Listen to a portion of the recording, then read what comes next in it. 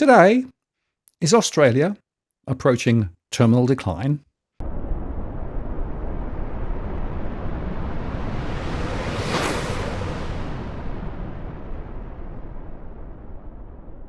Hello again, it's Martin North from Digital Finance Analytics, one that is post covering finance and property news. It's Friday and Tarric is back for another chat. And Tarric, the new improved look, I like it. Oh, thanks, mate. Well, we got some feedback that the audio and the lighting wasn't ideal, so we've invested a little bit of money. And as you can see, perhaps, and just on the thing here, we've got ourselves a nice new mic stand and some superior lighting. So let's hope that delivers for the viewers. Well, it is very interesting that we had quite a few people commenting about the quality of the audio and the quality of the picture. I have to say also, Tarric, though, we did have a lot of people talking about the quality of the content, which of course is the most critical thing, particularly now. We do seem to be in a bit of a doom loop spiral down. And you know, just to sort of encapsulate it briefly, inflation isn't still where it should be. We have the concern about long-term interest rates. We have the fact that the government is borrowing more and more and more. And of course, as they borrow more, that puts rates up, that puts more pressure on the government to borrow more, that puts more pressure on rates, that puts pressure on households. So you sort of can see this thing going round and round and round. It's like water going down the plug hole. And of course, we have a lot more people being tipped into the sink as well, you know, particularly from migration, going down the plug hole too. So I've got this picture that's going round and round and round and round and going. Well, I guess the thing is at least as long as we're going round and round, we're at least getting a little bit of a different scenery. But it's rather interesting just to see just how exactly things are going, because I think that the government and perhaps even the RBA would like to focus on those headline figures, and they're really just not that impressive when you start breaking it down into per capita terms. And we'll get to this later in the show, but I think even when you sort of take an even deeper, more granular look at things, that even at an aggregate average level, things are not going swimmingly. And I think as well is that as you've mentioned on more than a few occasions, there's also that split between those households who are doing very well and those households that are not. Yeah, I do think the problem we have is that the generalization that we get, and we had it from Michelle Bullock over in Perth earlier in the week when she was talking about, well, you know, the wealth effect's bubbling up because house prices are going up and, you know, incomes are rising. And so, blah, blah. And then she, oh, hang on a moment, though, inflation looks a bit sticky and maybe we won't need to actually cut rates as much as people were thinking. And I'm thinking, yeah, but it's not actually the average. You know, it's like the old joke. I may have told this before. I was listening to the old chair of APRA years ago, and he was talking about the fact that there were a couple of people in a boat, right? One was an economist, and there were a couple of others who were actually, I think, physicists, right? And they were actually duck shooting, right? And so the idea here is that one of them was firing at the duck and sort of missed the duck because it went ahead of the duck, right? Another one fired and went behind the duck. And the economist said, well, on average, the duck is dead. Yeah. Bullseye. Exactly. And that's the problem, really. So the averages mask. And then when you actually look in detail, and, you know, you've done a great amount of work recently on the working population versus non-working population and the distribution, well, I'm sure we'll get into some of that. And I, of course, go into a lot of granularity about households, those who are borrowing, those who are renting, those who are not. And the problem is that the mean distribution is all over the place. And so we have some households who are doing well and whose income is growing. And, you know, they're saying, well, what's the problem? You know, everything looks great. But when you look at it from a numbers perspective, and then you look at it from a distributional perspective, there are so many people who are really up against it. And then if you actually overlay, for example, generational momentum, so younger people in particular seem to be being taken to the cleaners left, right, and center. The top level narrative that we're getting from the RBA and from the government just doesn't cut the mustard. No, and I think that one of the interesting things about this is that it's not just the top level narrative. Like even if you go to per capita, even if you go to per working age population, now don't get me wrong, those metrics are better than the headline ones because it does give you that extra, layer of complexity. But that still misses a great deal in the distribution as you're talking about, because there are those households, particularly older households, who are doing a lot better in relative terms than the older households who came before them, and that is playing a role, pushing up overall incomes, pushing up even, say, for example, living standards. Like, living standards are, for all intents and purposes, expressed as real household disposable income per capita. But the problem with that is that if you look back to, say, 2012, almost, so what, 13 years ago, back in 2012, the proportion of the population, even if we do this by working age population, the proportion of the population that were retirees of relatively sparse wealth on average was a lot higher. Whereas you look today and all of a sudden it's the 65 to 70, 75 plus age demographics who are having the strongest levels of spending growth. So we've seen that big compositional change, but that isn't picked up. That's not picked up in the headline figures. It's not even picked up in these other figures. It's only picked up in the granular stuff. So you can actually look at things and go, well, we've gone nowhere, and maybe going nowhere is not so bad. But what it masks is one set of households getting ahead and another set of households falling behind. Yeah, and then there are two other factors, of course, in here. One is that the government debt as a proportion of GDP is continuing to rise and is projected to rise further. And that puts the government then in a difficult situation because they need to actually grab more tax, and hence the recent debate post the Productivity Roundtable about, well, maybe we should start taxing assets. And that then starts the intergenerational war. And I was very interested that Chalmers, to my mind, really dialed into the intergenerational war problem. It's not fair on younger people, but it's giving him a pretext then to actually grab a bunch of additional taxes potentially from those with assets. And I have certainly a view that says the current tax system is broken. But part of the reason it's broken is that we've got this massive government spending on things that probably, well, you wonder whether they should be spending it the way they are. So when you put the puzzle together, it's quite convenient for Chalmers, for example, to say, well, it's an intergenerational problem. It's all those old people sitting on these massive houses, and we should think about spare room taxes and all those sorts of things, or we should tax their assets. But there are more structural issues in terms of, well, what is the government spending the money on? Are they investing it in the right areas? And how much higher can the tax take go?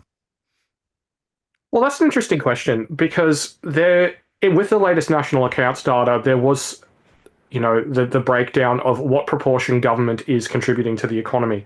Now, one of the interesting things is that if you look purely at the overall level, it's sort of stagnating to perhaps mildly moderating.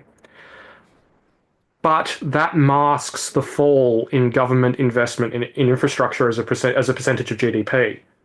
If you actually look at day-to-day government spending, which is my preferred metric for actually how big government is on a daily basis, as opposed to, are they building a new stadium, are they building a new bridge or a new rail line or whatever, on that particular metric, we've recently hit the second highest level on record since records began in 1959. There was only one single quarter in which government on a day-to-day basis was a bigger part of the economy across that entire, 60 odd year period.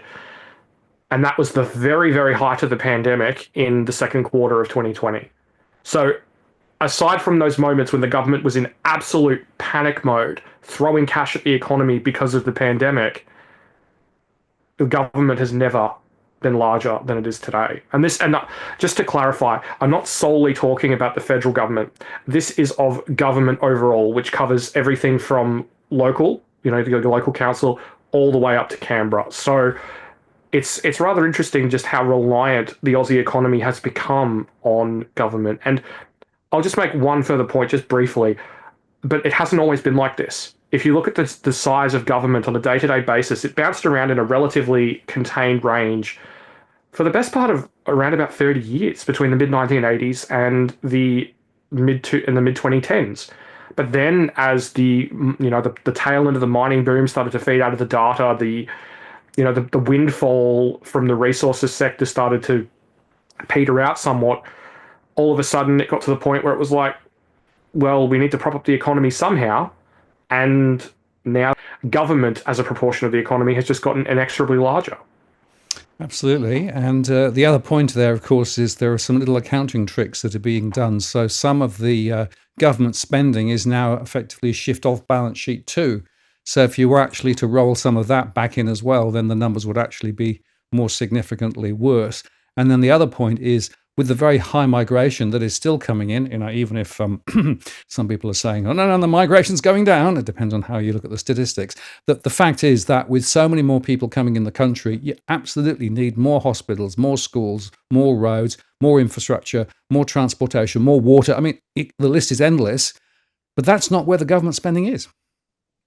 No, no, and I think it's really something just looking not only at the size of government investment in infrastructure, because one of the issues is that when you go back, sort of all the way to the start of this data set, all the way back to the late 1950s, there were government-owned corporations, public corporations that were used as vehicles to build a lot of this infrastructure, which was, obviously later sold off. But if you go back and you look at the proportion of GDP dedicated by government and publicly owned corporations to infrastructure, to fixed asset investment more broadly, it's almost double.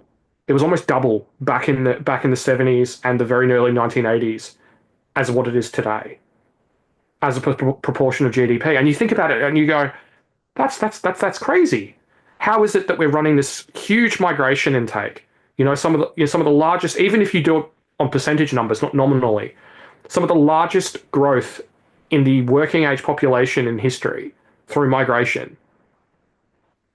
Yet the investment in an infrastructure is a fraction of the proportion of GDP as it was when the population was growing by a much slower clip back in the 1970s, back in the 1980s. And at that point, for the most part, it was overwhelmingly driven by people having children. They don't need a house straight away. They don't need a school straight away. They don't need a road straight away. You've got years to plan for that, depending on what particular infrastructure class you're talking about. Yet, for some reason, here we are continuing to underspend on infrastructure. But it is worth noting, just a little secret, it makes the budget look really good. So we have to measure everything by, making the budget look good, GDP, I suppose. And the latest number, well, it did have a little uptick on some measures, although when you drill down, you sort of scratch your head thinking, not quite as good as perhaps you might think. But it does show you that we are actually in a very difficult situation. Now, I have to say, most Western economies seem to be in a somewhat similar situation. The UK is no better, in some ways perhaps worse.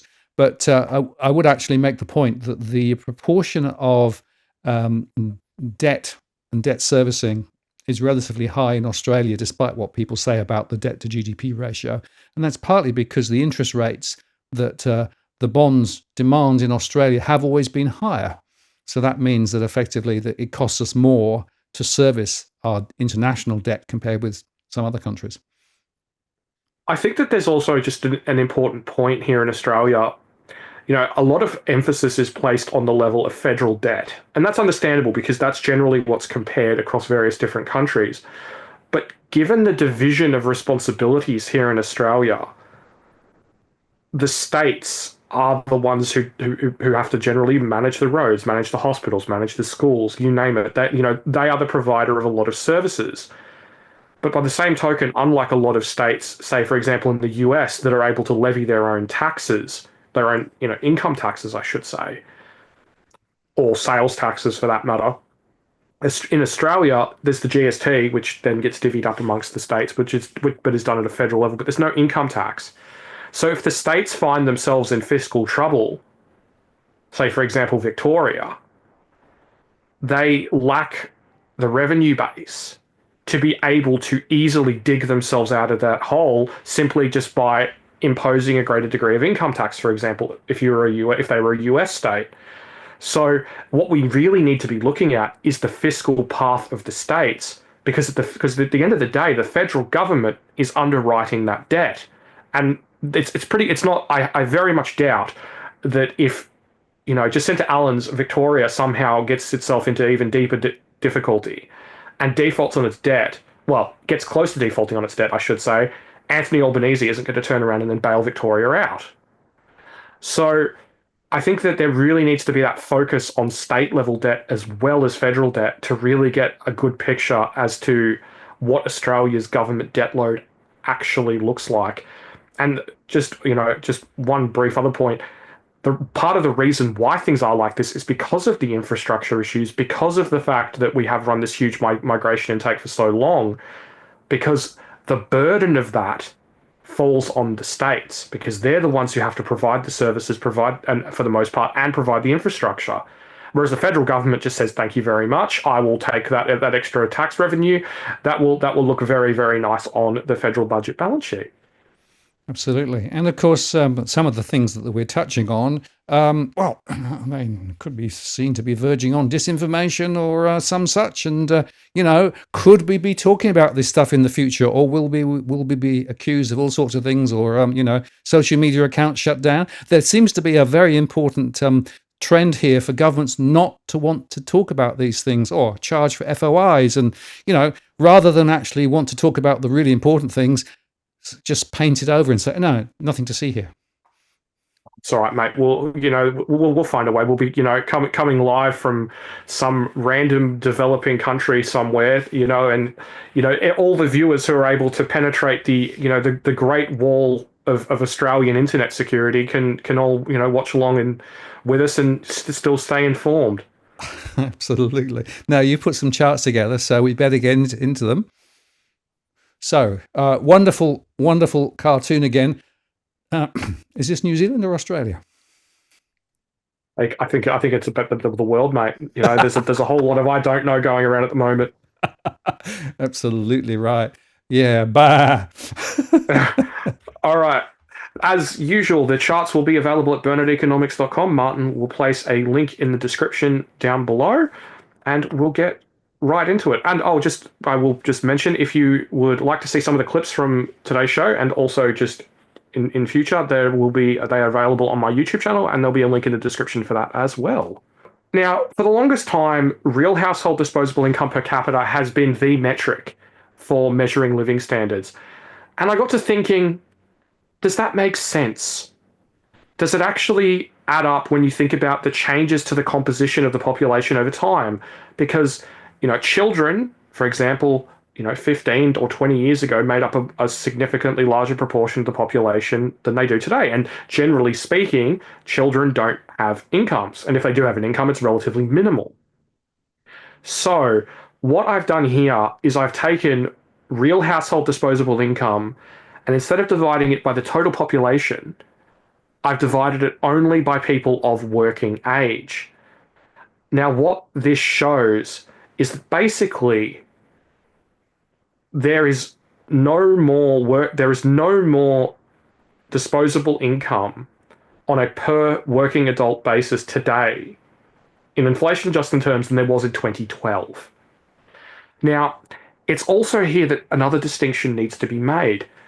Over time, real household disposable income should, in an economy like Australia's, rise. Because technically speaking, the population is getting older, and the population, generally speaking, is getting better educated. And as the population ages up to a certain point, the median worker is closer to their peak earnings than they were. So there is that particular factor that should be boosting it. There is also another one as well. If the workforce participation rate rises, if the employment to population ratio rises, that should see the amount of disposable income per working age adult rise along with it. If we look at real household disposable income per working adult and we look at how the employment to population ratio interacts with that, and we just take everything else out of the equation, just how things should have evolved in, say, the last 13 years since it was comparable back towards the end of 2012, real household disposable income should be somewhere around about 4% higher today than it actually is. And that's solely based on that, not even taking into account those other aforementioned factors in terms of the aging of the workforce or the greater education of the workforce, the composition of the jobs. So I just think that it just goes to show that when you really start to drill down into it, even at aggregate level, we are going absolutely nowhere. Yeah, and it's worth saying, of course, that if you were to overlay inflation, well, inflation was quite low for a period of time and then shot up, and it's sort of coming down slowly, and you could almost see the counter positioning of that. But as you say, because of the fact that people were actually getting older and therefore, in theory, earning more, you would see some natural momentum up. So basically, we have gone absolutely nowhere. And the other interesting observation here, this is per working aged adult. The other point to think about here is today there are a greater number of households with two people both working full time to try and get by. If you go back in history, it tended to be one full time and maybe one part time, or one full time. So there's another factor, and this is the thing that I get really frustrated about when people talk about the income calculations for mortgage repayments, right? Today, to be able to actually get any sort of a mortgage, you need two full-time incomes. Whereas if you go back in history, you didn't. So it's actually worse than this sort of headline picture might even suggest. No, absolutely. I mean, that's the next level of granularity that I really want to get into with this data, just to see exactly. Even I think a good measure part might be the number of hours worked, perhaps. Just to sort of be able to better drill down into what the average person is actually getting from their labor. That's without even, as you mentioned, getting into things like housing. I mean, one of the really interesting things is I was doing this calculation the other day based on some historic housing prices and the historic interest rates from the RBA. Back in 1999, a single man on an average full-time wage could buy a starter home in Sydney on his own easily. Sort of a home at sort of 20% below the median. Whereas today, even two full-time incomes, even two full-time average incomes, will not buy you that same house. And just so we're clear, and this is a point that Edwin has made, on quite a few occasions. I'm talking about within Sydney, not within the whole within Sydney as a city, not within Greater Sydney, which encompasses everything all the way up to the Central Coast and all the way down, down south somewhat. So, because that's an issue that sometimes you see between Domain and REA, because Domain counts Sydney as what you would think of as Sydney, whereas REA and SQM, a whole bunch of others actually, counts it as Greater Sydney, which actually skews the Sydney housing price lower. So yeah, when you hear about, well, Sydney, the median Sydney housing price hit 1.5 million, no, it's for actually what you would consider to be Sydney, it's actually significantly more. Absolutely. Down lies and statistics bites us once again, which is, the continuing problem of trying to work out, looking at the map, you are here, well, where is here? You've got to actually ask some important questions about definitions. And just on that, there's a relevant conversation point here. We had some household data from the ABS yesterday, and this is based on transaction data from the banks, from supermarkets, and from new car sales. And it basically is talking about what people are spending. Now, when you actually look at the data, I made a show on this yesterday. When you look at the data, it excludes a whole bunch of cash transactions using BPay, and a whole bunch of other things. That's the first point. And the second is, when you actually look in more detail, you realize that it is quite badly skewed, and they have to make a whole bunch of estimates because, of course, the population that they assume has to be put in, so they uplift it and seasonally adjust it and then do this and do that and the other. And at the end of the day, you sort of think, well, you've got this piece of information, but how useful is it? And that is what I'm getting a bit frustrated at. When you start peeling away at the onion and looking at some of this data and looking at how it's calculated and what adjustments are being made, you begin to wonder whether it is that useful. Now, of course, you can say over time, assuming that they keep the methodology the same, you can see it, moving up and down, and so it may give you some point, but I'm not sure it gives you that much point. And it comes back to how good are the statistics that actually are driving a lot of the conversations and a lot of the decisions that people are trying to take at the moment. And then coming back to this distributional point again and again and again, averaging just masks so much of the true story. Yeah, it does. And I think that's a huge, huge problem because we just don't have the data to be able to actually really say what's going on in the now. I mean, even at a more, just if you want data at a granular level here in Australia, you're waiting the best part of at least a year to 18 months to actually get your hands on it. Like what's actually going on within a demographic, for example. And I think that's one of the reasons why I get a bit frustrated sometimes because I look at the data, say, from CBA, right? They've got data breaking down spending by age demographic, for example. Like it's one of my sort of, favorite data sets of the moment. Yet we don't have anything comparable from the ABS. If you want anything comparable at that level of granularity from the ABS, you're talking like 3 or 4 years, something from 3 or 4 years ago. And, oh, sorry, 3 years ago. And how can you govern like that? How can, but by the same token, there's even issues with, say, for example, with rents, right? Now, there's what your data says, there's what SQM's data says, there's what CBA's data says, and they all sing a fairly similar song. But, there's a little bit, the keys are a little bit different here and there, but for the most part, it's a similar trend. But then you look at the government data, the ABS data, and you just go, and people just go, that's not representative of what I'm seeing at all. And there's the explanation of, oh well, it's because it's not asking rents. Well, your data's not asking rents either. Your data's payable rents. CBA's data's payable rents, but it's still off in a completely different galaxy. Although, I guess there is the fact that if magically the CPI reflected your data or CBA's data in the CPI, we wouldn't be getting rate cuts. Well, that's true.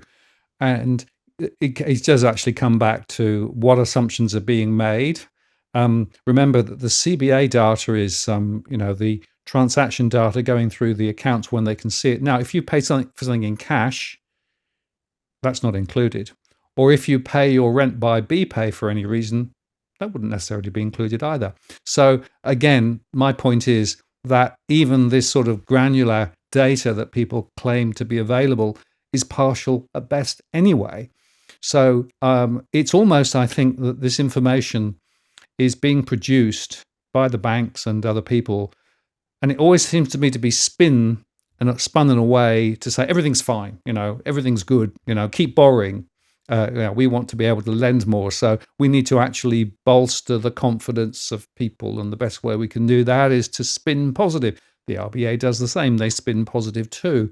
Politicians spin positive. But there is this massive disruption between what the official story is, whether it's from the banks or whether it's from the RBA or politicians, and what people are actually experiencing on the ground. Now, in my surveys, that's where I get quite granular information, and I do see this difference coming through. And it's interesting to note that the Roy Morgan confidence information, which comes out quite regularly, although it's moved up very slightly, is still way down from where it was 5 years ago. And yet now people have sort of normalized that and saying, oh, it's an improvement. An improvement from a very low base to a low base. So there is a real problem here. And I come back sometimes to what are the interests behind the data that's being produced. And, just coming back to the ABS and the migration statistics, of course, we had the shebang a couple of weeks ago when the people coming in, people coming out of the country was published, and we all said, "Oh, that looks a bit off, looked a bit high." And then, of course, the ABS came out and said, "Oh, we can't use that for any migration calculations," despite the fact that, of course, other parts of government said, this is quite a good early indication of what the migration statistics ultimately will say. And then we had the Media Watch stoush, where Media Watch said, and they managed to find an expert who was claiming that migration was falling dramatically. And you sort of think, well, hang on a moment. What is the real story? What's the real agenda? Well, it's funny you should mention that because that's part of our next slide, actually.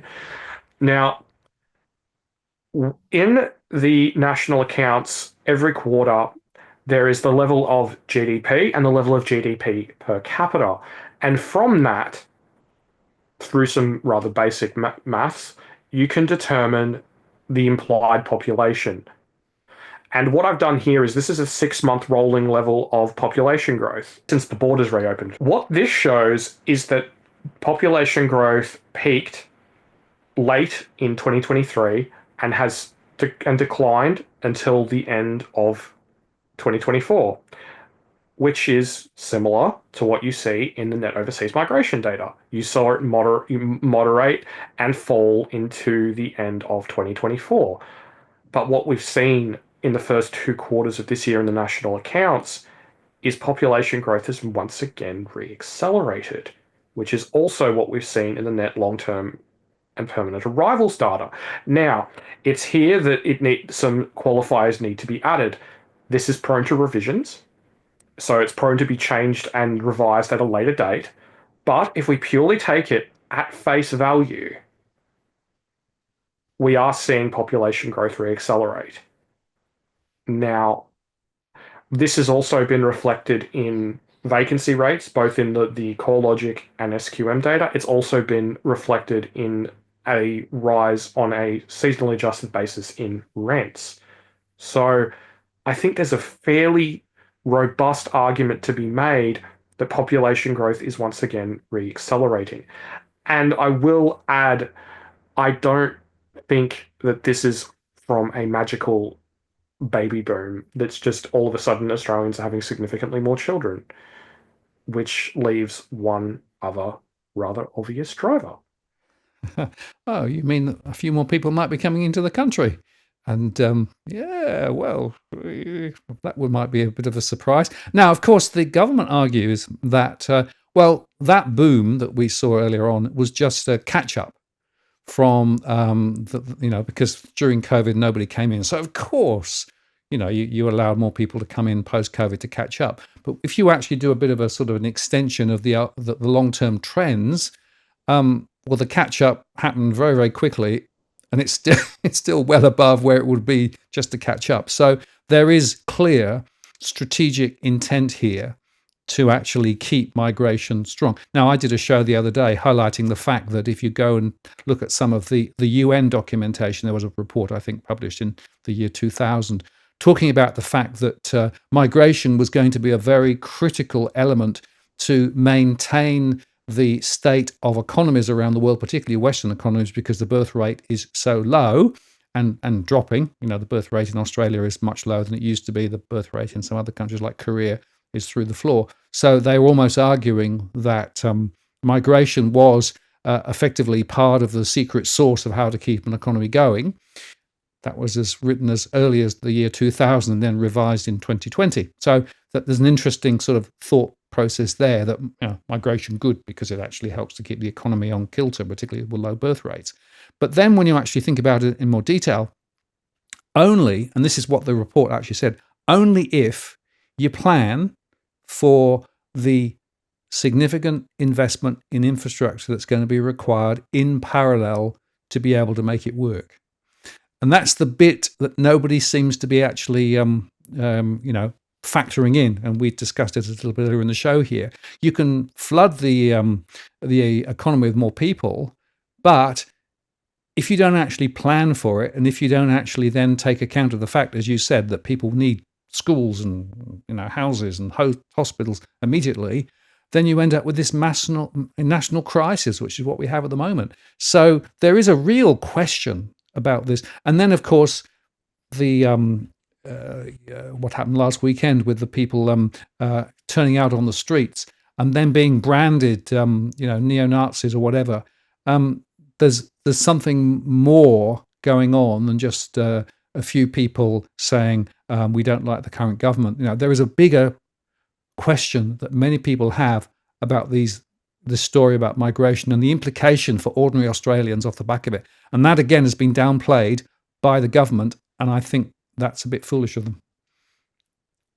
It's rather ironic because the other day, there's been a backlash, against high levels of migration across much of the world. I mean, this is something that we talked about. I think it was either last show or the one before, and when polling in the EU showed that a majority of people thought migration was too high in every single nation across the European Union. But recently, there's been a backlash against migration in Japan, where migration is, for relatively speaking, quite low.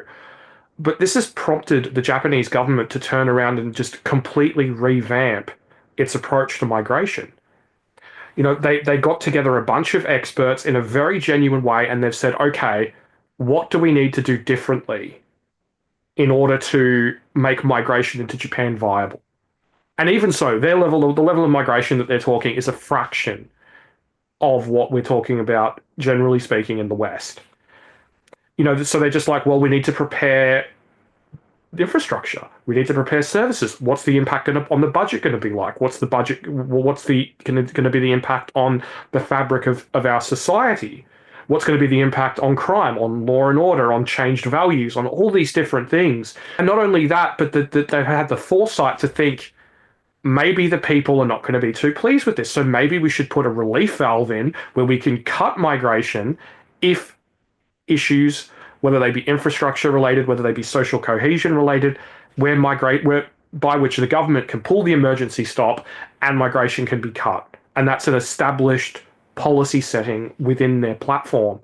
And I'm just sitting here in Australia thinking the current number of migrants in Japan is less than 3% of the population. Here in Australia, it's in excess of 30% of the population. And here they are preparing for this thing, preparing, for a level of migration that's going to be a fraction of what Australia is going to experience. Yet we're here, and the government has admitted that we can't build enough houses, but we just press on anyway. Yep. Well, need a bigger GDP. Simple. Well, someone's got to, prop up these housing prices too. I mean, it's funny. People say, oh, well, migrants don't buy houses. Well, most of them don't. No, they don't. About 5% buy in the first year. Another 10% buy, and probably by the 18 to 24 month mark. But still, 5% of, say, if we do see a surge in back up in migration of 400,000 people, is 20,000 people. And then you can double that for the next year. That's 40,000. That's a lot of homes that people need to buy. And not only that, but then the rest of the migrants that do arrive will then purchase houses at a later date with lagged demand. So, for example, the migrants who arrived prior to the pandemic, then most of them will now be moving towards that time where the median migrant is about to buy a house, which is adding to demand right here, right now. So I think it's very much an overlooked issue on terms, because it's all well and good to just say, well, they don't have the cash in them now. Well, no.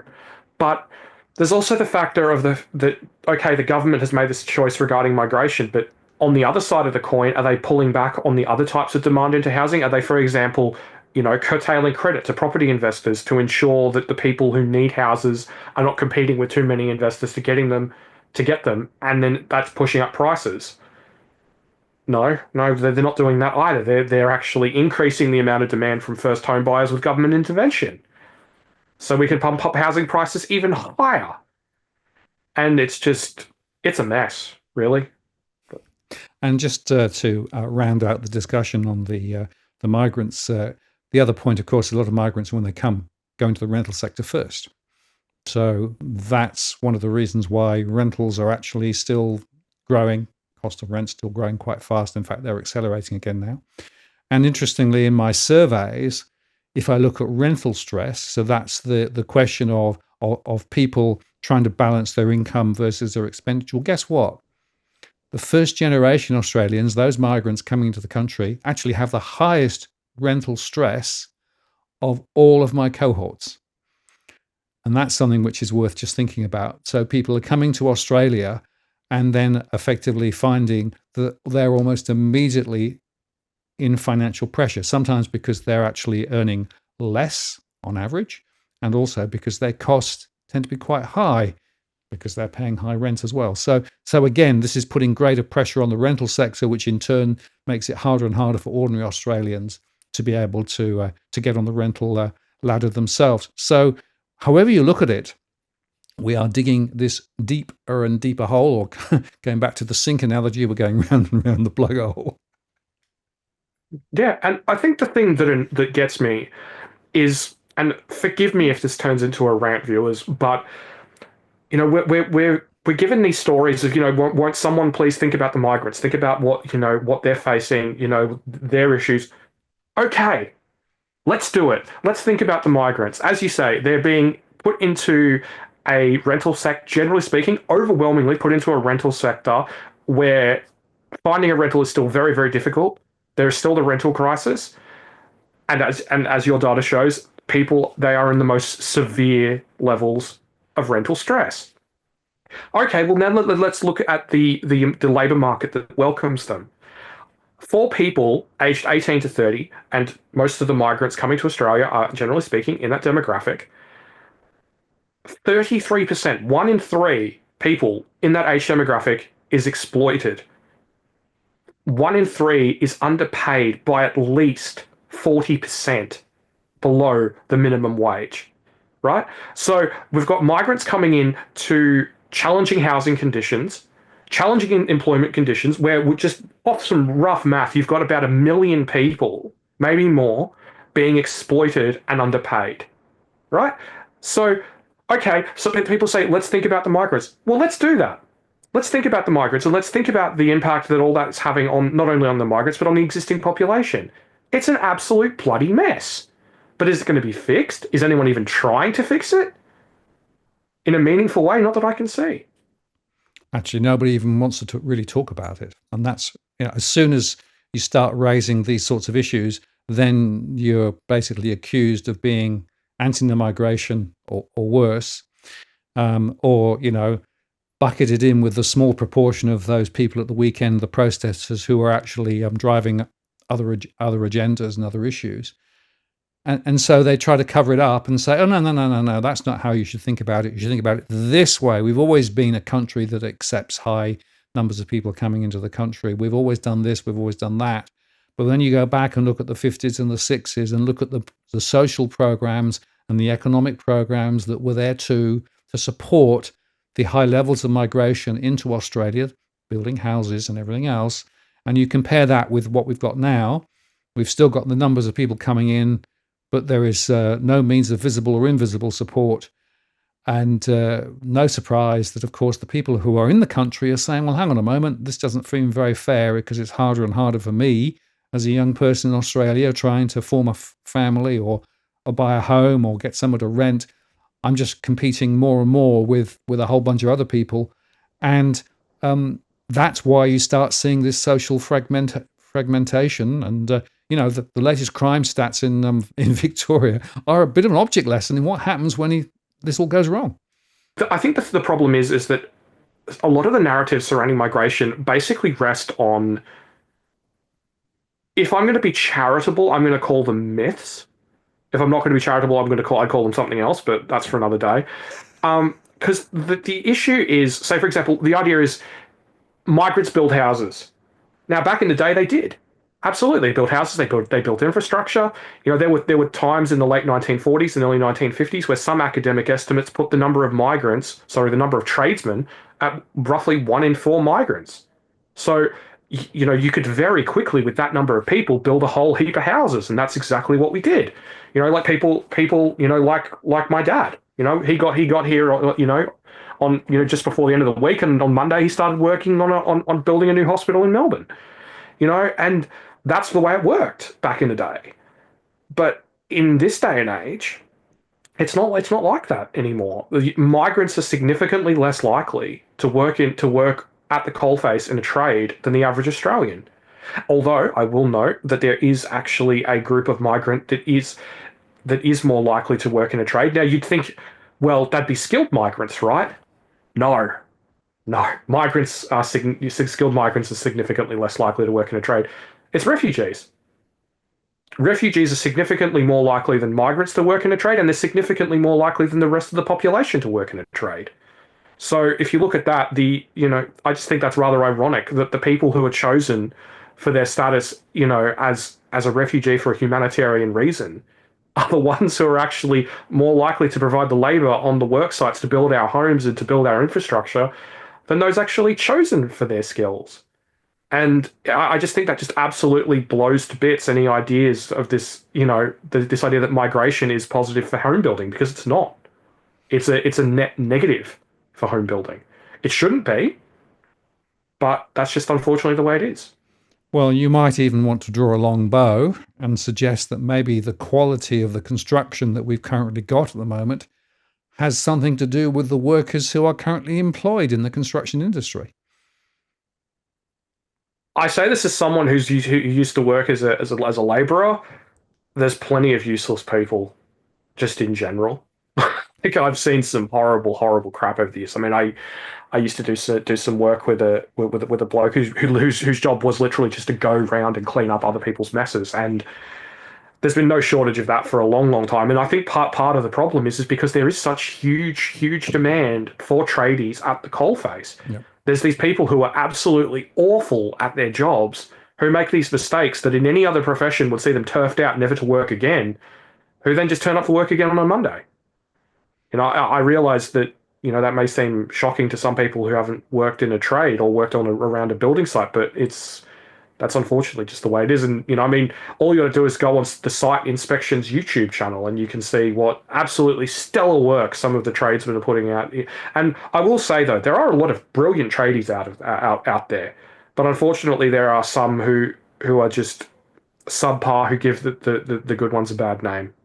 Absolutely, yes. Well, not all of the traders are in the same bucket, but there are some significant issues in a lot of the construction that's done, which of course is very costly down the track and takes a lot longer to fix than people would expect to. So again, it's part of this tapestry of issues, and of course we've had self-certification as the government pulls the horns in and say we don't want to actually be responsible for a lot of the quality control mechanisms we used to have, and then of course we've got in New South Wales roughly half of the high-rise construction has issues. So yeah, it's all connected, unfortunately. Now, I have a love-hate relationship with this chart because on one hand, it is very revealing. It's a very important chart because it shows what the National Housing Supply and Affordability Council thinks is going to happen with rental growth and rental vacancies. Now, just for a bit of background, the National Housing Supply and Affordability Council is a federal government agency. So it's worth, sort of putting a little bit of stock in what they're saying here. And what they're saying is that rents, even as measured by the CPI, are going to remain significantly above the RBA's inflation target band, even the top end of it, all the way out until the middle of 2029. And also that rental vacancy rates are not going to normalize basically this decade. And it's also worth noting that this report doesn't take into account the recent deterioration in rental vacancy rates. So, nor does it take into account the impact of the potential reacceleration in rents that some have mentioned in their recent commentary from property experts. So, it's basically, to me, this is a giant white flag from the government of we've failed and we're going to keep on failing on the issue of rentals and the issue of housing. It should be a national scandal, but it's not. I don't think I've seen much reporting of this bit of news anywhere, actually, if I think about it, over the last few weeks. And yet, if you understand the question correctly, what's driving it? Well, obviously, a number of people wanting to get into the rental sector is part of it. Well, that means they must have some assumptions about migration, future demand, birth rates, those sorts of things. And they must also have some sort of view as to the supply of rental properties. And that in turn has an implication in terms of the vacancy rates and the nominal rents. So, yeah, implicitly, you're right. This is a white flag, and it's a very, very important issue. One of the things as well that's worth noting about this is this assumes that the federal government's Centre for Population forecasts for migration and population growth more broadly are realised. Now, if you look, past the current financial year and further into the future, they estimate that migration is going to fall to 235,000. I'm yet to find an expert who believes that it's going to fall that far. So this may, unfortunately, and as much as it genuinely pains me to say it, this may be optimistic. Yeah, well, it all goes back to what assumptions are you plugging in to the model to get the outputs that you're actually producing. And as you say, if they're assuming that long-term migration trend is as per the government's optimistic forecast relative to what's really happening, then yeah, it's going to get worse. It'll stay worse. And the data, the more real-time data I'm seeing in my surveys is people are still being confronted with rent rises, I should say, in the order of 10%. And it's happening quite frequently. And the problem for those households is, what do? Do they just pay up? Or do they try and find somewhere else and join the queue of 30 to 40 people viewing the rental property around the corner when it's already higher as well? So, yeah, people are really being caught by this. And I don't really think there's a serious discussion in the media about the real implications of these sorts of statistics. Well, all I can say is hold my beer. I'll get on it. But I am but one man. And just on that subject, this is the chart that I was talking about from CBA, and it shows what the average rental cost has done for their customer base over time. Now, as you can see there, you've got that dip during the pandemic, and sort of rents bounced along for a little while. But I just think it's worth noting just how much they've surged since that period, late 2020, early 2021, where they've just absolutely taken off.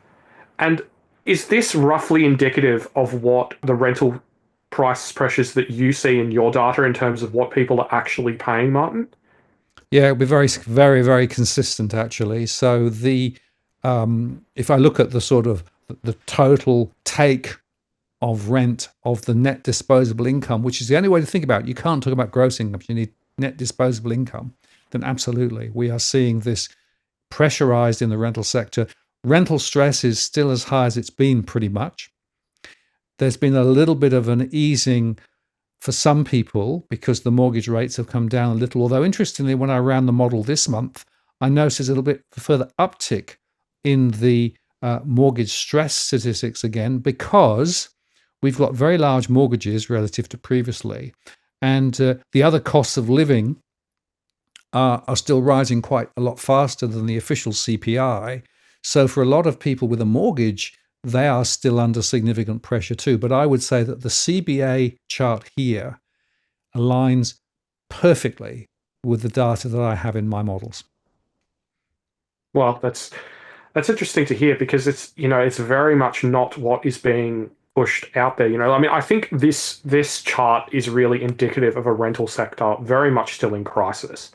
That you're still seeing that strong upward surge in rents even over the last year or so. And I just think that these people really deserve to be heard. They deserve to have their story told.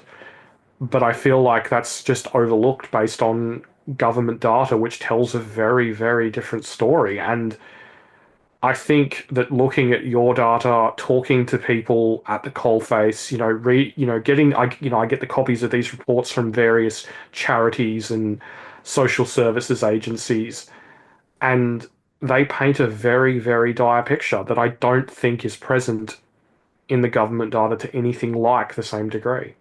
Well, I was talking to a debt counsellor the other day and just comparing notes, because they cover the major urban cities and regions down the East Coast, and they were telling me horrendous stories about the number of people reaching out and the fact that it's not now just the very, very low income earners who are actually, no, they're traditionally the ones always struggling. This is really now biting further up the income scale. And very importantly, they also said to me that they would traditionally not have a huge proportion from the rental sector, whereas now the rental sector is more than half of the people who are actually in crisis.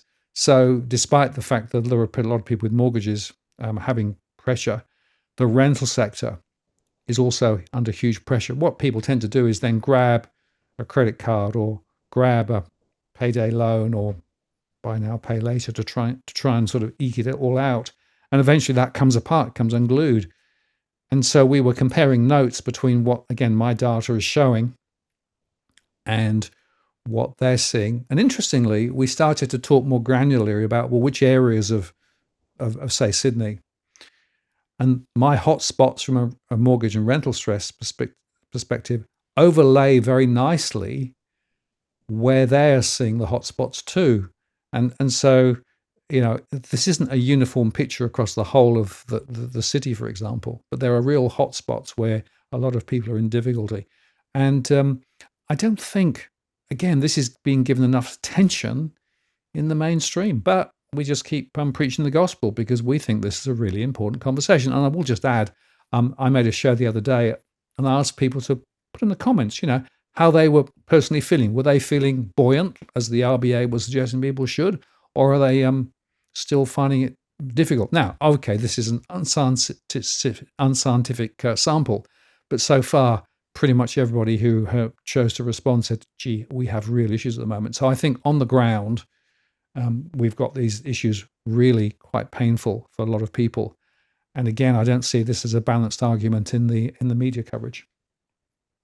Well, it's interesting, you talk about an unscientific poll because there was a poll taken, I forget whether it was by Essential or Resolve, but basically they concluded that 75% of Australians, I'm sorry, 75% of Australian voters, I should say, that they believed that things were either not going to get better or they were going to get worse for them at a personal financial level over the next 12 months.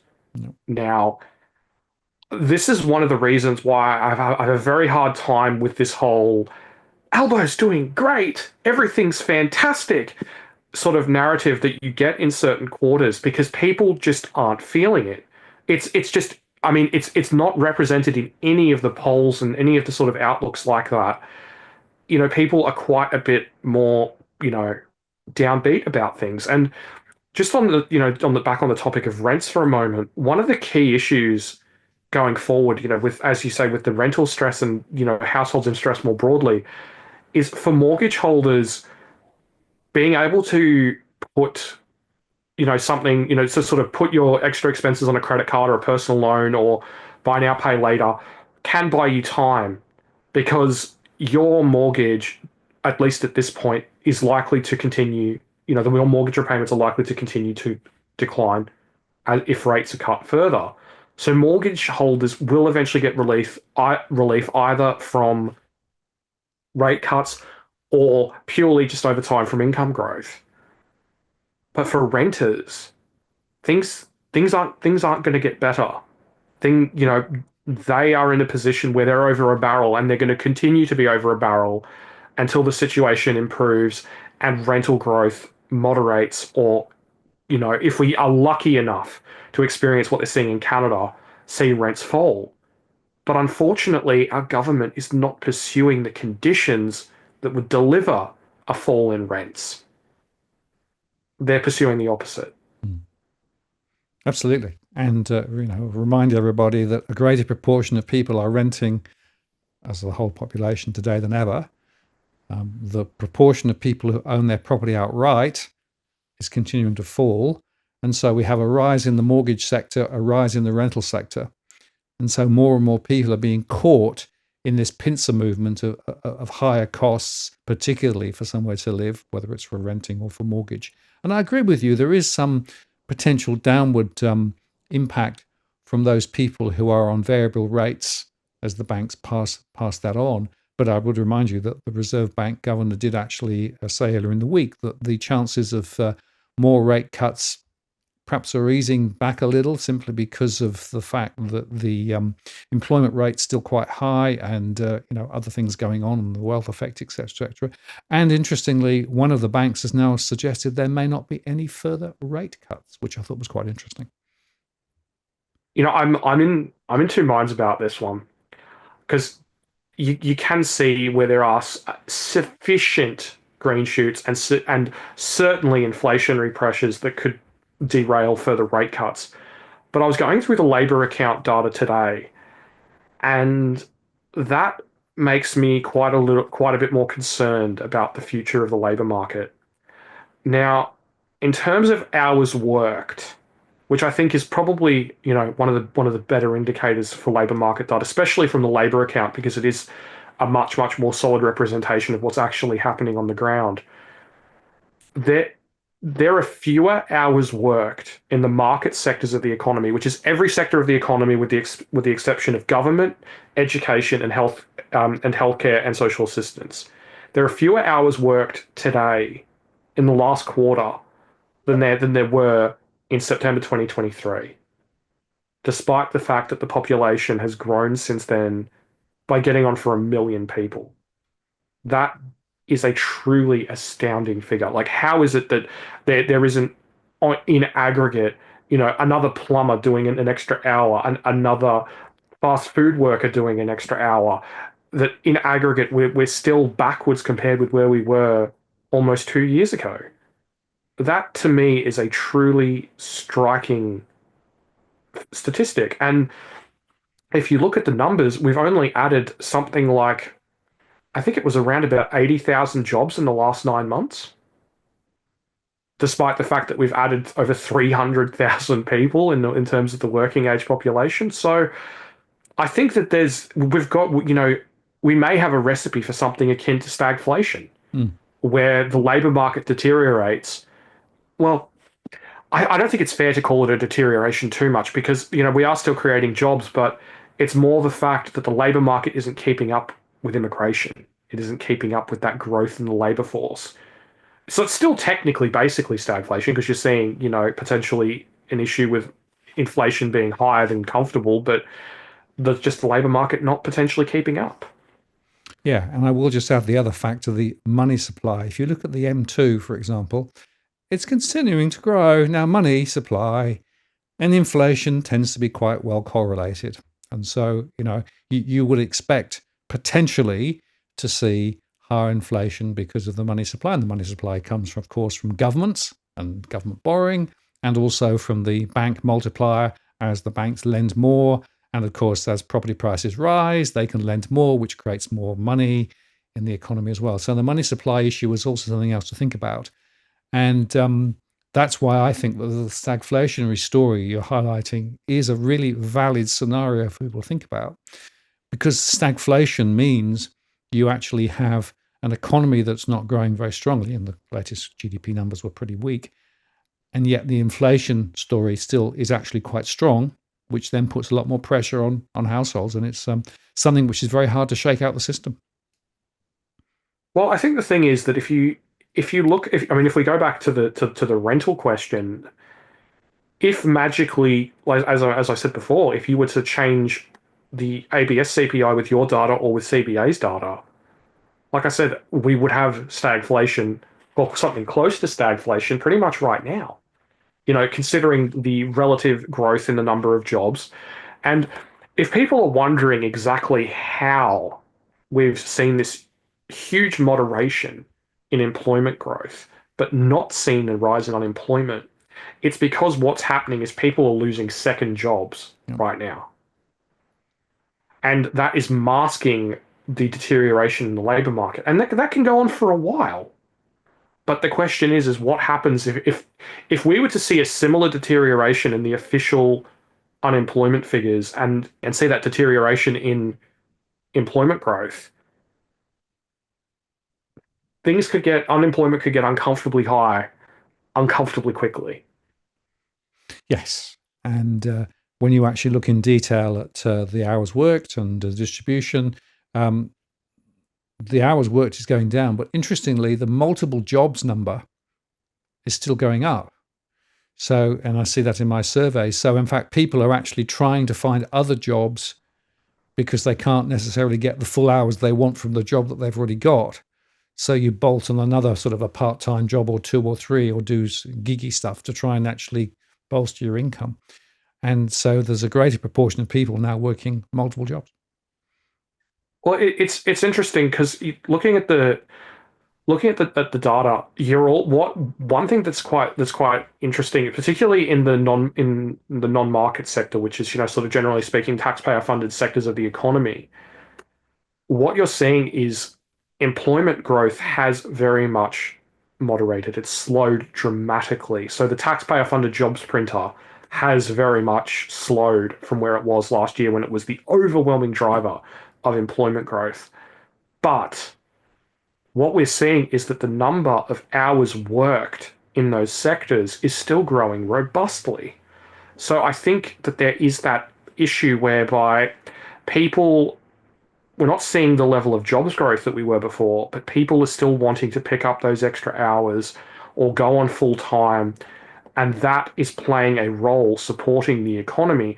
And I think that is part of the reason why we did see that additional surge in government spending as a proportion of GDP. Now, it's not obviously the whole reason, but part of the reason is that you are still seeing those, people in those sectors wanting to pick up those extra hours, but naturally, that costs the government money. It does. Yes, I hear the plug of the gurgle. Now, this takes us back to the whole working age adults thing again, because the thing is it's all well and good to look at a chart and say, well, okay, you've built this number of homes per 100,000 people, but as we mentioned previously, a baby doesn't need a house on their own. A child doesn't need a house on their own. An adult needs a house because it's the adults that, generally speaking, form households. Now, if we're going to be pedantic, there are some exceptions, but generally speaking, that's the case in 98% of cases. Anyway, what this shows is the number of dwelling approvals per 100,000 working age adults over the last 40 years. And as you can see, we are not doing a great job at the moment. It's actually going relatively poorly despite the recent uptick in approvals. Now, we're just going to go to the next chart because this was related. This is the number of actual houses being built. So this is detached homes, which is what the overwhelming majority of Australians ultimately aspire to own. And on that metric, we have more than halved the number of new house approvals per 100,000 working age adults compared with just prior to the 1990s recession. And it's been continuing to trend down with the exception of the surge seen during the pandemic.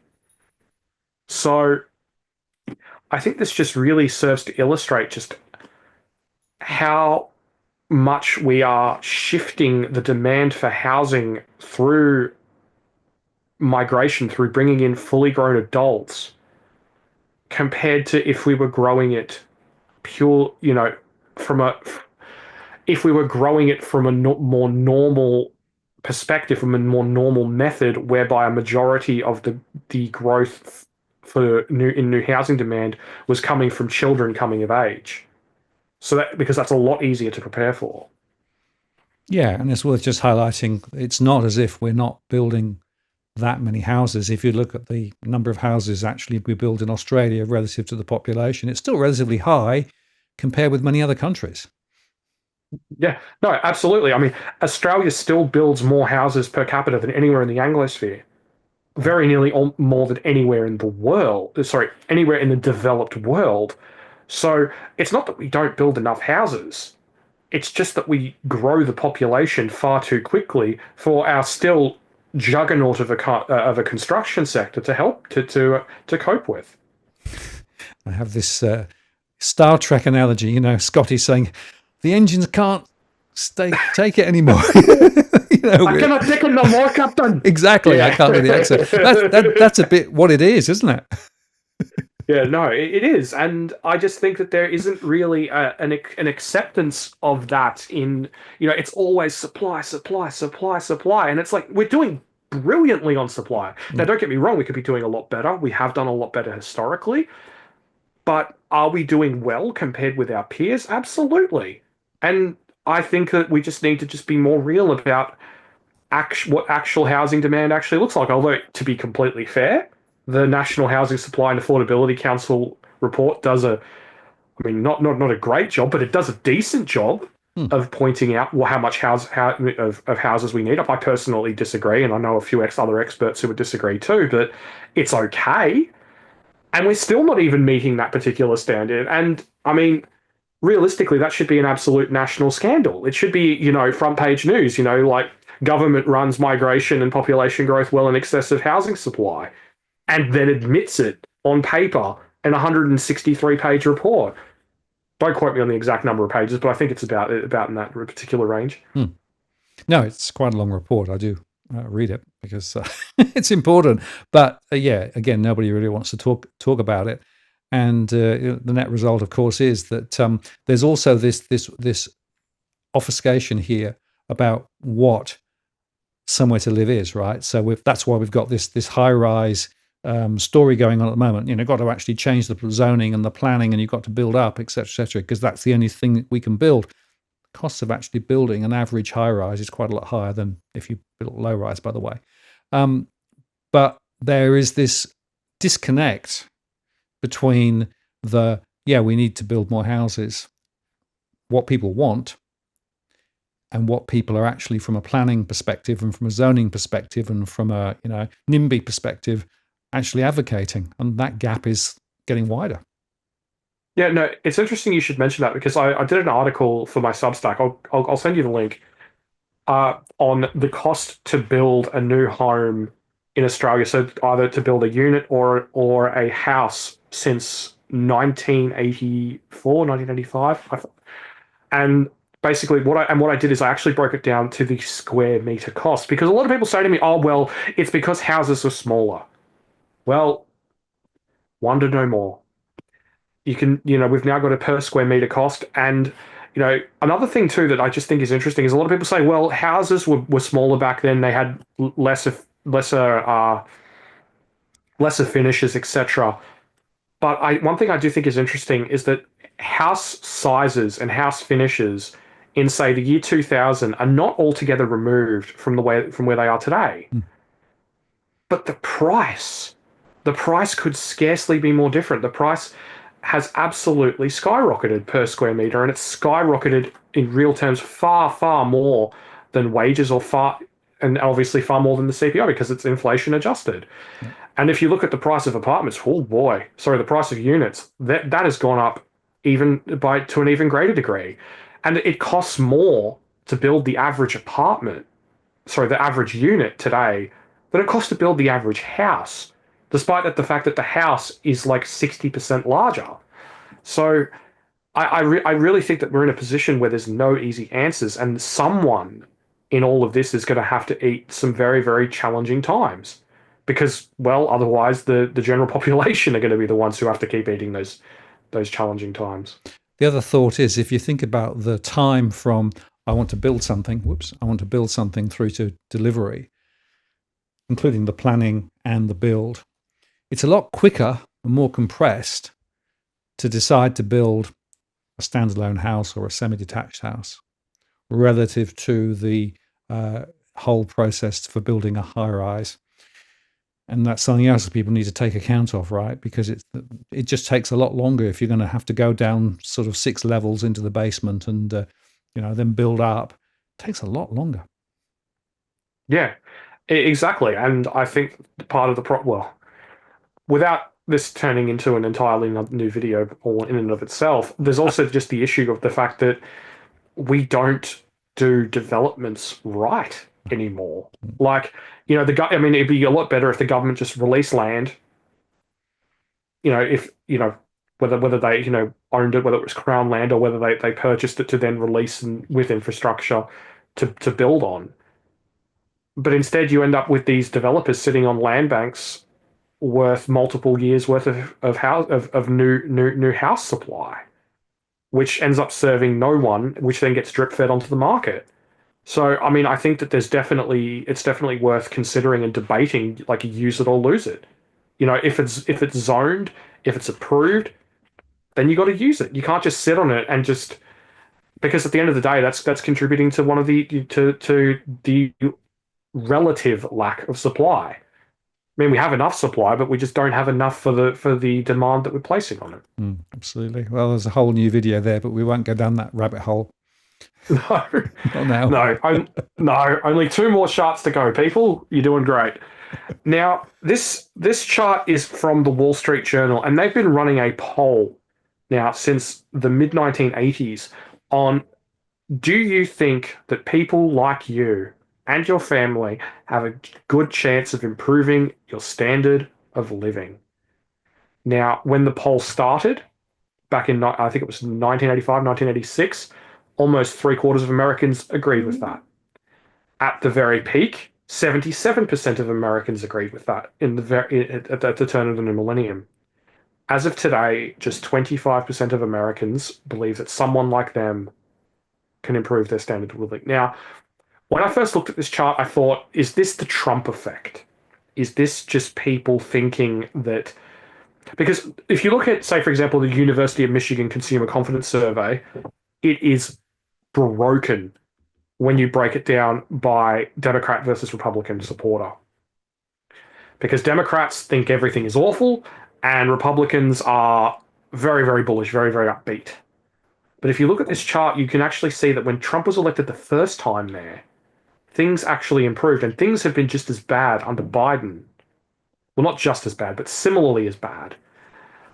So I just think that this paints a very, very negative picture for America at the coalface of just people losing hope in a better tomorrow, losing hope in the American dream, and I think that's going to have some very, very serious social and economic consequences. And to be completely honest with you, I think if we had something similar here in Australia, I think you would see a deterioration in a similar ballpark to what you're seeing here. Perhaps more so in younger demographics, because there's still the everything is awesome, everything is great here that I think is a lot more prevalent than it is in the US. Yes, and I will just make the point that I still have quite a few people, particularly younger people, actually, wanting to have a conversation on a one-on-one basis about where to go, what to do. Is it worth trying to make a living in Australia, or are there better alternatives? And what are the factors? And it's interesting to me that some of the people who are having those thoughts are people who grew up in Australia and are absolutely Australian, quite well educated, but they can't see a way of getting ahead. They can't see a way of forming a family. They can't see a way of buying a house. And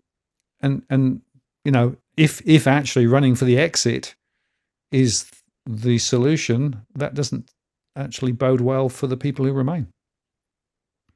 No, it doesn't. And just to sort of quantify that issue, so to speak, PropTrack, REA's data arm puts out a report every year on the proportion, sorry, on various percentiles of people by income and what percentile of property by value they can buy.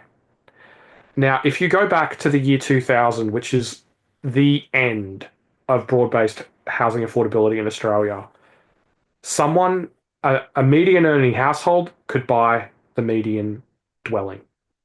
A household in the 80th percentile could buy a house roughly in the 80th. Sorry, a household in the 80th percentile by income could buy a house in the 80th percentile by value. Today, a median earning household is struggling to buy any house at all. And a household in the 80th percentile is now battling for starter homes and slightly below average, slightly below median homes. So I think that just really illustrates just what's gone wrong here in Australia. You can be a household that's worked very hard, that's saved, that's built multiple income streams, that's worked very hard. Perhaps it's two full-time earners. On a significantly above median income. You've done everything right. Maybe you've even saved your big deposit too. But just based on that type of calculation, you're not going to be able to buy that house that reflects your relative level of affluence by income. Hmm. You're going to struggle to afford a house that someone probably bought, not struggle, but you are going to be competing for a house that somebody probably bought on a single income 30 years ago. And that's a huge part of the problem.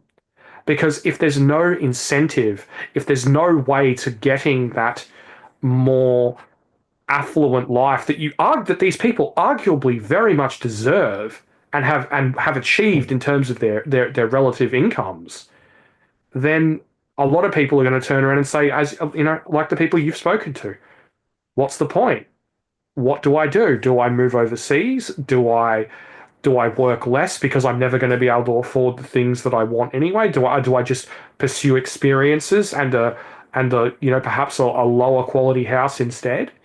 And these are all very important, social questions, because if hard work is not going to be reflected in your home, then we've got a really big problem, I think. Yes, I agree. And interestingly, and this is not again a scientific survey, but over the last little while, I've had a number of conversations with Kiwis who moved from New Zealand to Australia, thinking that things will be better in Australia relative to New Zealand.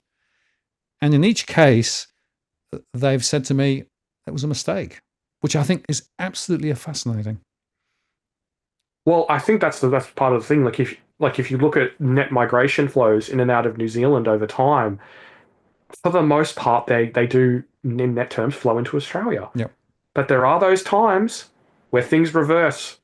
And I get the impression that if housing affordability doesn't continue to improve in New Zealand, and perhaps the economy starts to recover, whereas ours sort of remains relatively anemic, we could see one of those historic shifts where, everyone goes back to Middle Earth instead. Exactly. Quite a thought. Okay, last chart of the day. This is a chart from Gavical, and it shows the year-on-year change in fixed asset investment. So that's basically, buildings, infrastructure, etc., by into manufacturing, infrastructure, and real estate. This is for China, right? And sorry, yeah, this is for China. I should have said that. And basically, as you can see from the chart here, that for the longest time, real estate has played a major role in this particular space. Now, it's also just worth noting that this is of relative growth, but generally speaking, real estate has been the bigger consumer of capital over time. So, but as you can see, since things really started to go south at the start of 2022, real estate has continued to contract and contract and contract. Now, that's obviously no secret. It's been making headlines around the world. But what is interesting is total fixed asset investment is now contracting. Fixed asset into investment into infrastructure is now contracting. And manufacturing investment is now also deteriorating towards a contraction, which leaves Australia with a challenging question. If fixed asset investment in China more broadly continues to deteriorate, what is that going to do to iron ore prices and coking coal prices in the long run?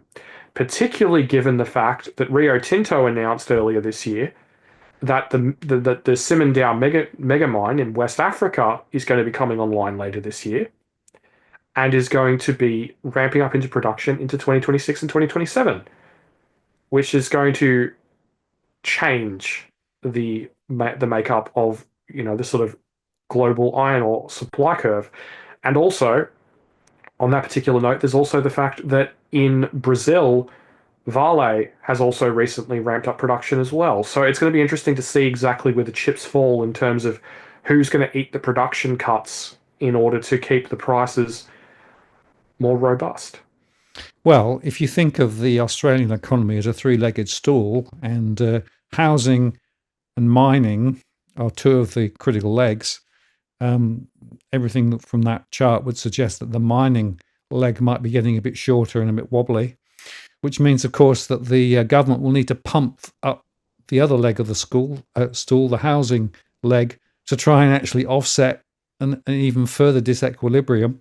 The third leg of that stool, by the way, is business investment, which is going down as well. And so private investment in Australia and Australia momentum is also being squeezed. So you end up effectively with housing being the leg of the stool that everybody is betting on. Explains the migration story, and perhaps also explains the growth in credit for housing and all those sorts of things. But it's a very asymmetric, unequal, and wobbly thing on which to build an economy. It is, and it's as you say, it's wobbly, and it is in that, and that makes it very vulnerable. It is vulnerable to a shock in China. It is vulnerable to the government running out of levers to pull to support the economy, particularly given the fact that we've got to the point now where so often in recent years government has been a major driver of growth and a major driver of employment growth. And I think one of the key things as well is that if we do, like the government is taxing Australians a lot. It is, it is one of the highest levels of taxation in recent times in terms of, the relative size of the tax take. But they can't really keep doing that without it placing a significantly greater drag on the economy, with the exception of obviously they're going to keep just bracket creeping and bracket creeping and bracket creeping until kingdom come. But they're running out of sources of revenue in order to be able to keep boosting the economy. So the question then becomes, as you mentioned earlier in the show, Martin, where are they going to get that from? Is it going to be from unrealized gains or superannuation? Is it going to be, you know, is it going to be something more abstract? Is it going to be something like, I mean, I doubt it will be the bedroom tax thing, but I mean, you never know. I mean, unrealized gains seemed like a pretty dumb idea not that long ago, but here we are. There's all these different things that they could pursue in order to do that. And the question is, what's the low hanging fruit there? But I think there's also the issue from this as well is that if we do start to see a pullback in terms of resources, then the government's really going to have a problem because that's going to blow a hole in the budget. And what's going to fill that? Then they've got to fill up. Then they've got to tax more just to fill the hole, let alone taking all those measures to support the economy as they have more historically in recent years. And then I think we end up looking a little bit more like the UK. Absolutely. And of course, the cost of government debt, if you look at the long term rates, are still rising, as they are in many Western countries. But I've got the obvious solution for government, it's the air tax. Just How's that going to work? Just everyone? Is it just the air we breathe? It's just like you're living, ergo you get taxed. Yeah, exactly right. And so if you breathe hard, you have to basically get taxed more, and you'll have a little meter, and they'll charge you at the end of each month. Simple. Well, I'm not going to lie, Martin. I think that there are people in government who would really approve of that level of surveillance. Absolutely. You've taken it to the next level. We've got, if you want to go on the internet, you're probably going to have to provide your ID in the not too distant future. I mean, that's already pushing that way in Britain. But yeah, I mean, just why not just have cameras 24 hours a day, 7 days a week? I mean, you could just tax just about everything. You're having a bowl of cornflakes tax. You're driving you're driving your car. Well, you've got a Tesla. That's a rather affluent car. There, that you're going to have to pay the Tesla tax. Mm. I really hope we don't end up looking back on this and thinking, haha, it was really, really funny at the time, but now there's just all sorts of other wacky crap that they're coming up with. Well, it comes back to this concept of the subscription economy, right? Basically, what it means is that whatever you do, whether you walk down the street, whether you breathe air, whether you drive your car, whatever you do, they want to clip the ticket on the way through. And unfortunately, now the technology is there to enable them to do that. And so whether it's the social media controls, whether it's the banking control, whatever you want to look at, and it's fascinating to me that NAB just announced that they're going to stop issuing debit cards on savings accounts. So, if you want to actually make a transaction now on a savings account at NAB, you're going to need to use a digital device to do it. And so, the digital world that was actually sort of emerging out of all of this enables the subscription tax to be absolutely added to pretty much anything. And that is the problem that I see at the moment, that we are effectively ending up with the government desperate to find more ways to charge us to do more things. And they're going to be able to use technology to do it. And in the process, of course, we lose our freedom and we lose the flexibility that perhaps we've got at the moment. And I guess the question I ask myself is this the sort of future that actually we want to be part of? Or is there an alternative? And I believe there is an alternative. There is an alternative path you could actually go down that would actually take us to a very different future. But we're getting to that decision point, Tarric, where little by little by little by little by little, the way that the government is leading us and the way that the mainstream media seems to be supporting it quite often as well, is into a very dystopian future where everything is charged on the fly. Well, I was talking to someone about this the other day, an economist, and they basically said to me, and this is, I mean, people call me pessimistic, and they basically said, I think are on the road to basically in time becoming like Argentina, and I was like, wow, and the thing that really struck me was that I struggled to make an argument to the contrary. Yeah. Now, you could talk about the resources sector, you could talk about our institutions, you can talk about all these different things that are different that have historically insulated us. But I think that there is an argument to be made that those things are deteriorating and that they aren't protecting us as much as they once did. And I think also I just can't help but look at the UK and just how large government has got there.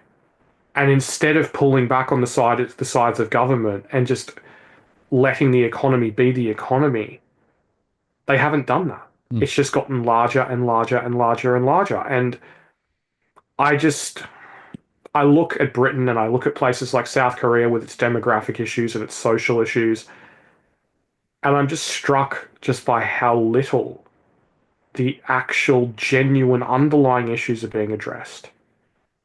And in that, Australia isn't any different. And we also have to sort of get into an almost, sort of RPG-esque Dungeons and Dragons type thing. I feel like we've also got a little bit of a negative modifier because we are such an apathetic lot at the average, because she'll be right and somehow everything will be okay. Well, the surveys still show that people think the government's going to solve our problems for us. Still a very high proportion of people. Unfortunately, the government is here, but it's not necessarily here to help us, right? They've got a bit of their own agenda. But the apathy and the fact that the beach looks great and all, it's just too much. Look, there is an important battle here for the future. And, one of the reasons why we do these posts, Tarric, is to try and actually raise in people's minds questions about the shape of the future. And the future is still malleable, but as time goes on and more of the pieces are bolted in place, it's going to be harder to change the future. And at the moment, the future that I'm seeing at the moment is economically going down the plug hole, but a society that's controlled, a society that's metered, and a society where freedom actually evaporates. And that's not one that I want to be part of. No, but I think it's also just worth just because I've spoken to quite a few people about this, but I think it's worth just. I'm not going to say being positive because that can be a bit of a furphy at times, but just hold a degree of hope in your heart for a better tomorrow, for a better country. Now, I can't tell you that hope is going to be realized anytime soon, and that things won't get challenging, but that it's at least better to at least hold that idea that things will get better, because that's what you have to do. That's what I've spoken to people who lived behind the Iron Curtain, people who've lived under dictators who've taken away their rights, their ability to express themselves, their ability to do all manner of things. but you just need to just hold that defiance in your heart of a better, for a better tomorrow. That things will improve, and maybe they won't, but I think it's better to live in the idea that you are working towards that, even in your own little way, than to not have it at all, especially when things do get rather dark. Yeah, I believe in the human spirit and the human Yeah. potential of individuals to, achieve things. What I don't believe in is bigger government, controlling government, and government who is misleading a lot of people as to what's really going on. And those, unfortunately, are some of the realities that we face. But the human spirit and the potentiality of individuals to achieve is something to hang on to, because that is actually the way we find a better future, in my mind. Well, it can, if there's like sort of quote to take away from all of this, you can fool all of the people some of the time, and some of the people all of the time, but you can't fool all of the people all of the time. And that's what I think it always eventually comes down to. And I think Absolutely. that history shows us that. Absolutely. And sharing data and sharing thoughts like this on these sorts of channels for as long as we can go on doing it. It's part of the story, isn't it? And it's, it can be a positive story if we want it to be, but only if we want it to be. I think that's the thing, mate. I mean, I know that people look at us sometimes and they see negativity, but I think what people need to realize sometimes is that what this actually is it's not about being negative. It's about being real, and it's about being seen, and it's about hope. It's about people being able to look at a screen, to look at the media, and to be able to see something that says, "That's what I'm experiencing. That's what I'm going through." Instead of just some glossed over bull crap that isn't representative of what they're experiencing. And by looking at things in a very real way, in a concrete and data driven way, we can say to people, okay, this is broken. Now let's work together to fix it. Let's work together to change the narrative, to get people to see what really is, so we can make things better. Because if you don't acknowledge there's a problem, you can't ever fix it. And I think that's one of the most important lessons in history. It's also one of the most important lessons in life. Because if you never admit that there's an issue, you can't ever work to address it. No, spot on. So going back to my map analogy, you lay out the map. The next important point is to say, you are here. And you are here Yes. means you need to understand how things really are, not how they're portrayed from a distance. Because once you know where you are, then you can plot a path potentially to where you want to get to. And I think these sorts of conversations are about helping people to ground where they are, give some reassurance that actually the experiences that they're having is not unique, and there are other people who actually are feeling somewhat similar things, but also then thinking about how to chart a way out. And as we continue these conversations, we're going to hopefully provide more of the UI here, but also, as we've articulated a bit tonight, there are things that allow us to then think about where the future might be. And the future is generally malleable, at least for now. Yeah. 100%, mate. And I feel very lucky to share this platform with you on a regular basis for us to be able to do that. And I'm very thankful to all the viewers who watch and support us doing that. Absolutely, Tarric. Well, thank you very much for your thoughts tonight and your charts. As always, we'll be back for another one hopefully quite soon.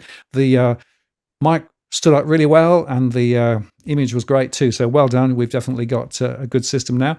And folks, if you like and subscribe, please do so on whichever channel you're watching this. This is a really important thing that we do. We do this because, as we say, we think there are really important conversations to be had, and we want to catalyze them. Tarric, we'll see you next time. Thanks for having me, Martin. See you then. Cheers.